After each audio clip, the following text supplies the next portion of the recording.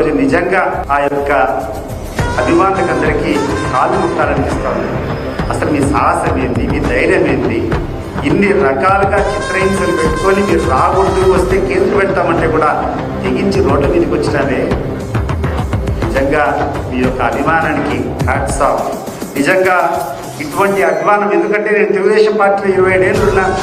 అధికారం లేనప్పుడు చంద్రబాబు నాయుడు గారు ఎప్పుడైనా సభలు పెట్టాలని చూస్తే మేము కూర్చొని ఒక కళ్యాణ మండపం, ఒక 1000 మంది పట్టేటువంటి కళ్యాణ మండపాన్ని నింపాలనుకుంటే అన్ని కాన్స్టిట్యూన్సీలో కూడా తీసుకొని నువ్వు 10 వాహనాల్లో రా, నువ్వు 10 వాహనాల్లో రా అని చెప్పేసి ఒక 1000 మంది జమ చేసుకుని అడిగిపోతే పట్టుమని ఆయన మీటింగ్ ముందు పెట్టే టైంకు ఆలోచించిందంటే ఈరోజు చూసావు చంద్రబాబు నాయుడు గారు ఆ జనం కబడ్డీ చూసావు.